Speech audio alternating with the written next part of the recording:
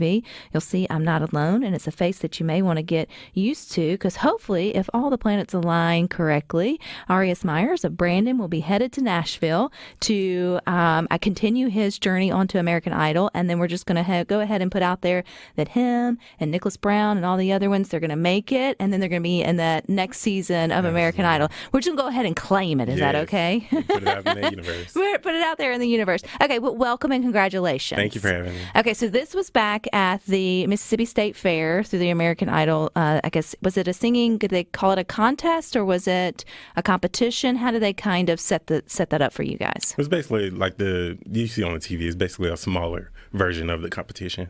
So what inspired you to do that, to apply? Well, actually, I was just sitting there at work one random day. I'm always singing. I'm always humming.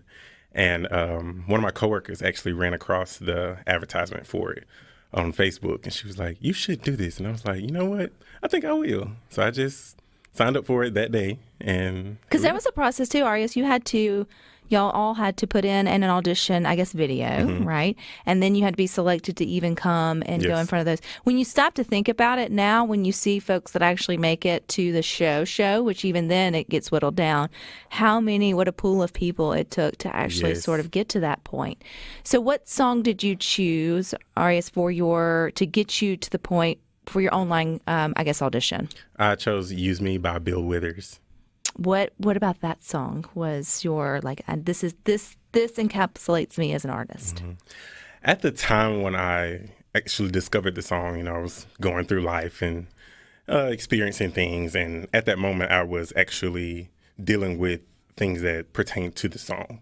And like the song says, if it feels this good, then use me up. And a lot of the things I was dealing with at that time, I was allowing to use my energy, and to use me in ways that didn't benefit me.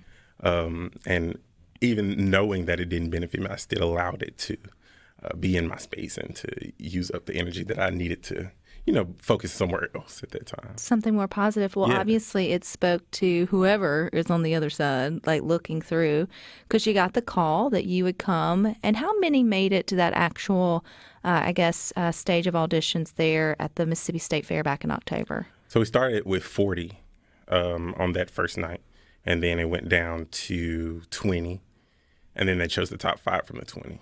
Did you stick with that song, or did you change up your audition songs? I stuck with it. For one, they told us to stick with the same song. Well, that's a good reason to do it. Yeah. But before they told us that, I had the thought whether I should change it up or not, because I wasn't sure whether we would have the same judges from the first night. I gotcha. Okay, so what is it like? This is small pressure compared to when you and the rest of them make it to the actual American Idol stage. But what was the pressure like building each round that you found yourself, Aureius, in the next one? You made it to the 40, then you made it to the 20, and then obviously you made it into that top 5. Mm-hmm. So the 20, I actually had a little bit of technical difficulties the first night. Like the sound, it wasn't cooperating the way that it would or should. I guess you could say the vibrations bouncing off the wall because it was such a big space. So I encountered a little difficulty with the rhythm and trying to keep up with it. While not being able to hear at the same time. That takes talent. It does. And patience and nerve control and all the Absolutely. things. Yeah. So I'm thinking, during the performance, can they tell that I'm off? When I should be really focusing on just, performing and doing my best, whatever I'm getting. But the second night that I came back, the judges told me that I actually did a lot better. Because I took the adversity that I was given and I just, I guess you could say, applied a little bit of more effort or adapted. Yeah, you adapted. It was a sink or swim moment. Made a little comeback. Yeah, and I think we don't realize how many times performers go through. A good performer, you wouldn't notice it, right? Mm-hmm. Or you notice it a little bit, but you also recognize it doesn't rattle them, and so that is going to happen no matter what level you're at. Absolutely. And so you might as well start getting used to that now. So when you got the top 5, where were you in the top 5? I know it doesn't matter, but I'm saying like in terms of like hearing your name being called out. I think, yes, where were you? I think they call me third. Because then you start biting your fingernails. It's like, you know, one they down, said no two particular down. order, but well, yeah, but still, like you can do math's not that hard. You know how many spots are sort of left.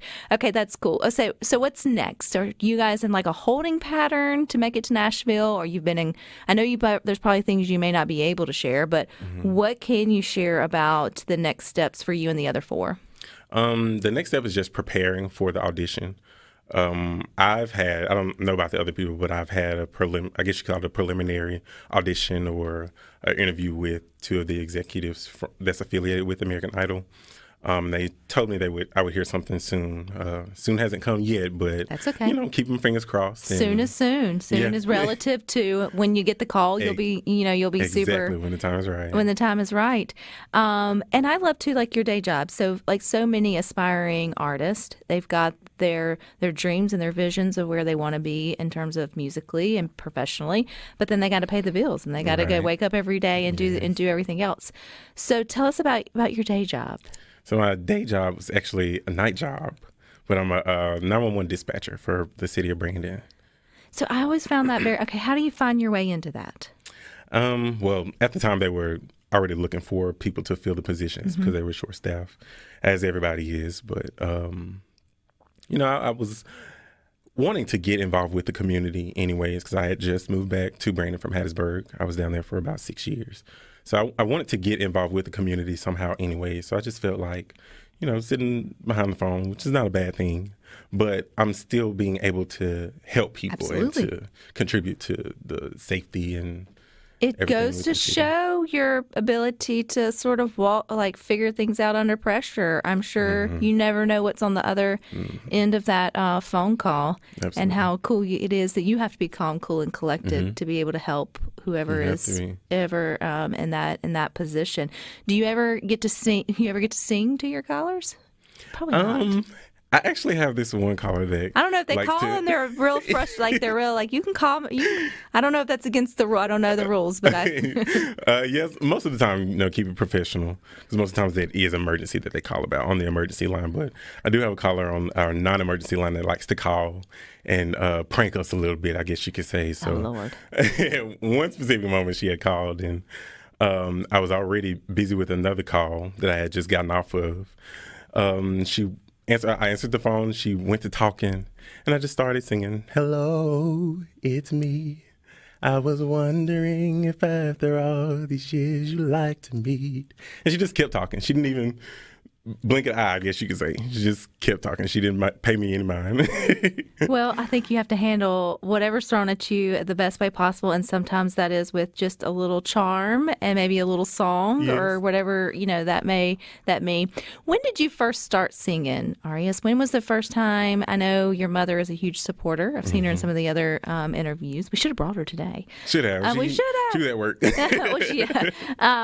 So when did you first, or when did folks start to realize maybe you can carry a tune in a bucket? Well, I started singing in church when I was little, as any Southern person would, honestly, that likes to sing. I always grew up in the church somewhere.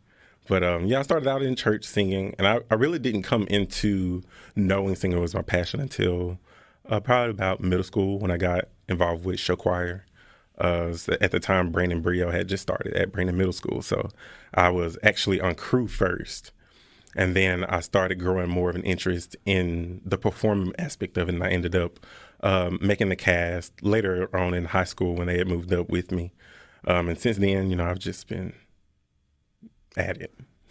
Yes. So where are you at it now? How do you fit your singing and your love of singing and performing? I know we're waiting for the soon call for American Idol, but that's not going to stop you. Whatever happens that way, if you're a performer, you're a performer. Yeah, so where can people sort of see you now or get a taste of your work now? Well, I'm actually, I guess you could say, coming into my artistry. So I feel like I'm still in the development stage of my sound. And we're going to pause right there. Okay. We've got more coming up next with Aureius Myers of Brandon here on Good Things.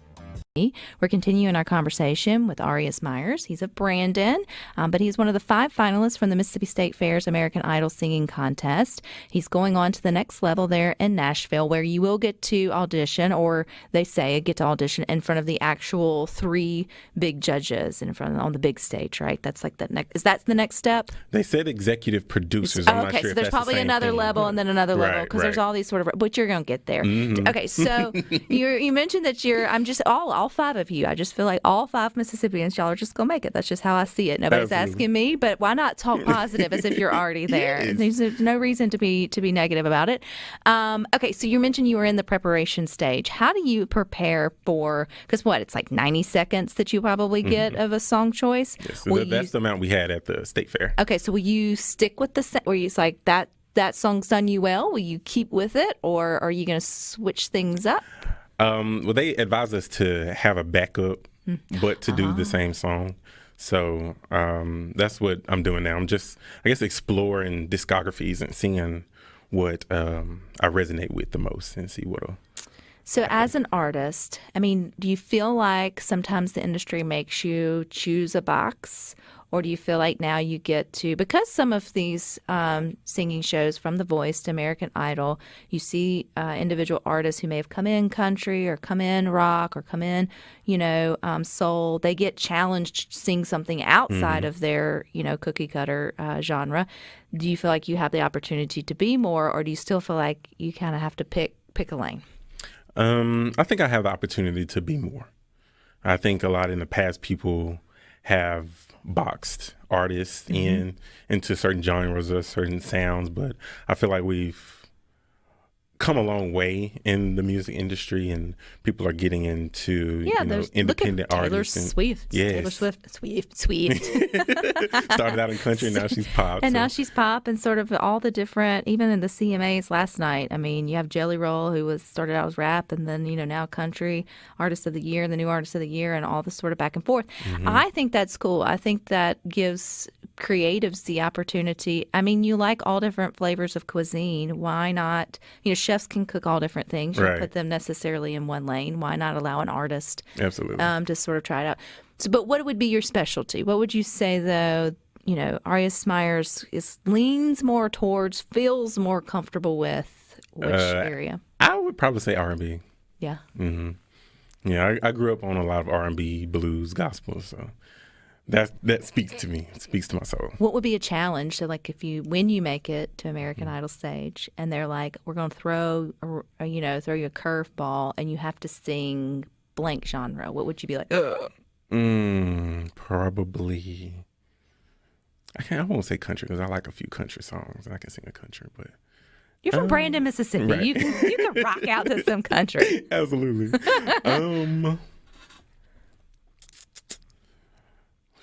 You may get to do it all. Yeah. That's okay. Yeah. You can say, I think I can handle it all. I'd probably say pop. Yeah, that would be a different kind of. With a pop song, you kind of have to catch the audience's attention in a specific way. Mm-hmm. So. Because you have that, though, with your show choir background, which I think is great for, parents and grandparents and all listening to good things.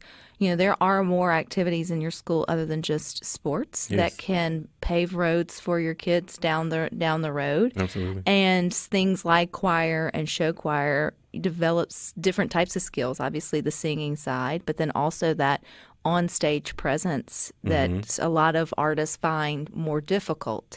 Does that part, which comes easier for you, Aureius? Is it the singing chops or the entertainment part, or like which one do you feel, or both? I was going to say, for me, probably both. Because a funny thing about it is actually like a full circle moment for me, because when I was 16, I was in high school. I ran away from home. Well, call myself running away from home. Went to New Orleans on a train to audition for American Idol. And I didn't make it through the first round, but the feedback that they gave me, they told me that I need to work on my confidence and my stage presence. So after that, I was in high school for about 2 years before Brio moved up. And I started in 11th grade when I started being in the cast, doing the singing and the dancing. So I felt like that pivotal moment actually helped me gather the confidence in the stage presence. There's got to be a lot of confidence. It can be very scary and intimidating to get up there. Absolutely. If you've never had lights in your face or expected to be over, because you have to kind of, be a little bit more than you normally sort of would for it to resonate with that. When did your mama find out you hitched a ride on a train to New Orleans? The day of. Did you call her? So this would have been, because what year? I'm trying to think. Were cell phones a thing? Did you have a cell phone to call her? I did. Mm-hmm. Was that a long distance call at that time, or? It was actually a letter. I wrote her a letter the night before and left it on my bed for her to find. Did she call you screaming at you? She didn't call me at all. I had to call her. Gotcha. She gave me the silent treatment, but that's okay. I kind of deserved it. Well, as a mom, as a mom of an 11-year-old, I get the fear and the anger that would come out of that. But when you say but at the same time looking like now being 40 and looking back on from my own life, I'm like, what courage it took for you to believe in a dream, to figure out a way to get there legally. Now, you didn't hitchhike, and then take a chance on yourself, knowing that there may be, consequences when you got home. It's not like anything was, illegal by it. What gave you the courage to do that? Honestly, it was, I would say. You were 16 and you just. I will say it was a spur of the moment thing. It was like I guess you say a week before the audition, I was like, I really want to go. And I had a friend that hitched a ride with me, so I wasn't alone, technically all alone, but yeah. How many total days were you gone from home for that? It was just the day before and the day of, so I came back. So if you were 16, I'm doing the math, that would have been 11 years ago, been 2012. That's how my daughter's the only reason I know. So was that the same when you had to stand in the long lines? Yes. Standing outside for that was 6 hours. Maybe. And these youngsters don't even know how easy they have it doing it online and not even have to wait out in the cold. It's very different from how it used to be. It's very. Which way do you prefer? I think I prefer the way that I came up in it. It was an equal opportunity for everybody. I mean, if you were willing to grind it out on the sidewalk, then you got your opportunity to. But even then, though, you didn't make it straight. That would have been like Simon Cowell. You didn't make it straight to them. You still had the layers you sort of had to go through. All right. I want Mississippi to at least start to know your name and connect with you online. And hopefully when we see all of you up there, we'll already know you and sort of be able to support you. So where are you? Are you on any platforms? Are you out there putting out music? Are you? At the moment, I'm not. Like I said earlier, I'm still feel like I'm developing. So I don't want to. It wouldn't be a problem with putting out covers or anything. But as far as my own music, I don't want to put out anything until I'm comfortable with my sound and who I am as an artist. But I am on Instagram. I have a few videos on Instagram of me singing in the past, whether it's at school or at home in the bathroom with my sister. But other than that, no. I would say don't call him at work. That's not. Please don't. Not unless you absolutely. The phone rings enough. Unless you need him. Right. Need his help. Funny story about that, Aureius, is I don't remember how old I was, but my mom was sick on the couch. I was a little bitty thing, like 5, maybe 6. And I called 911 because she was too sick to get up to fix me something to eat, and then hung up because I got scared. And then they kept calling back, obviously. And then when my mom figured out what happened, it was a great learning lesson for everybody involved. That's not what you call when you're those are for emergencies. Right. But anyway, well, I wish you the absolute best. I think it takes a lot of courage to put yourself out there. You've obviously done it once, and now you did it again, and it's paid off. Hopefully you and the other 4 are getting the opportunity to go on to that next round. Have y'all kept in touch, the 4 of you or the 5 of you, by any chance? I know we actually haven't. We should have y'all on a reunion. I agree. One of the other guys, Elijah, we both performed at the rodeo that they had at the fair before it ended. But other than that, I haven't had the pleasure to talk to any of the other ones. Well, they're all going to be in the same boat as you, as well as with everybody else looking to go on to that next level and just start figuring themselves out. But that's Aureius Myers. Put that in your tinker, because I'll be keeping up with you. And so as soon as we know we're going to make sure everybody knows when to tune in to celebrate your next steps. Yes. So thank you for your time. Thank you so much for having me. All right, you guys stick with us. We got more for you coming up next.